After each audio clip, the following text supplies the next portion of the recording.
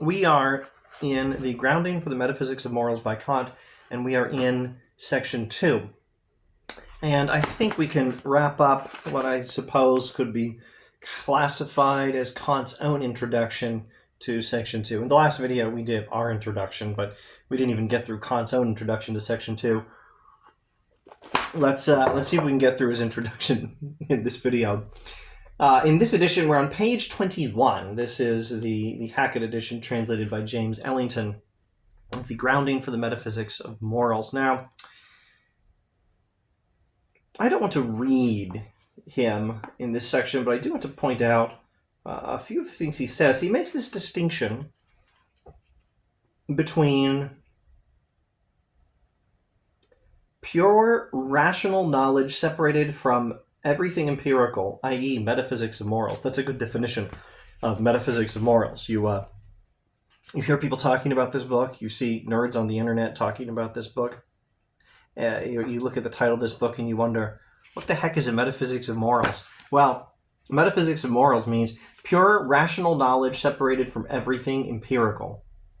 Well, let's define that a little more precisely, since here he's talking in context of morality. Metaphysics of morals is pure rational moral knowledge separated from everything empirical. That's metaphysics of morals. He talks about the distinction between that and popular practical philosophy. So metaphysics of morals means pure rational moral knowledge separated from anything empirical. Metaphysics of morals means a knowledge of the nature of morality itself, a knowledge of the essence or the nature, the character, the structure, the essential qualities of moral law, quite independently of what circumstances we find in life, or how we apply moral law in life, or how people have done it in the past, and what useful things we might have learned from that. Quite independently of that, the nature of moral law itself. That's metaphysics of moral stuff. And practical philosophy, popular practical philosophy, well, that's straightforward stuff normal people who don't read Kant can understand about when in this kind of situation you should do that. That's practical moral philosophy, and there's an important distinction between the two. And Kant says, a descent to popular thought is certainly very commendable once the ascent, A-S-C-E-N-T, the descent to popular thought is certainly very commendable once the ascent to the principles of pure reason has occurred and has been satisfactorily accomplished. In other words, we need to first ascend from popular thought and then ascend from popular thought to a metaphysics of morals to understand principles of pure moral reason, and then descend back towards popular practical philosophy. In other words, we started with, in section 1, ordinary knowledge of morality. I don't know if you can read that, but section 1 of the book was the transition from the ordinary rational knowledge of morality to the philosophical. Section 2 is on the transition from popular moral philosophy to a metaphysics of morals. I doubt you can read that.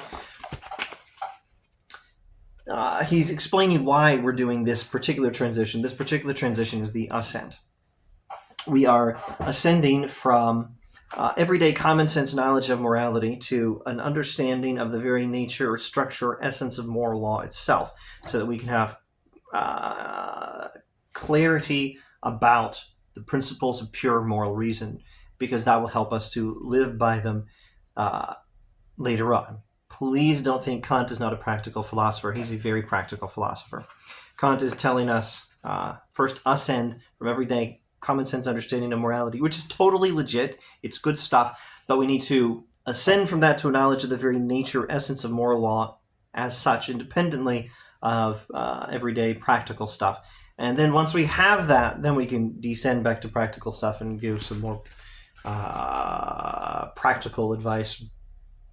Now, let me think. Is he ever going to do that descent in this book? I don't think he does, actually. I don't think that's something that comes up in this book. I think in Kantian language, the descent back to practical philosophy, the descent to popular thought, the descent to practical everyday stuff is not going to be accomplished in this book. Having said that, again, Kant is a far more practical philosopher than you might think just reading this guy. Even when he's doing the Ascent, he's still giving us super practical stuff.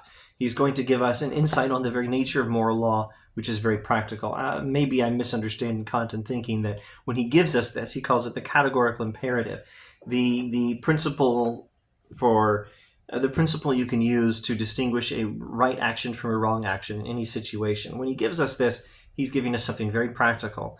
And maybe I'm misunderstanding him in thinking that categorical imperative he's giving us as a tool for knowing right from wrong in any situation in which we find ourselves, and always making moral decisions every day, whatever's going on, we can always make a moral decision using the categorical imperative that he'll give us in a few pages. Maybe when he's doing this for us, that's actually his descent to popular thought. I don't think so. I think his descent to popular thought would be something else. It is quite absurd, he says, to try for popularity in the first inquiry upon which depends the total correctness of the principles. I think we would need a whole other inquiry. I think we would need a separate book for the transition back down to popular thought. Yeah. And that was already so much Kant. We are not going to get through the introduction. His introduction to the second section in this video. We need to stop now. Next week, more Kant. Maybe then we'll finish the intro to the second section of the Grounding for the Metaphysics of Morals. Thanks for watching.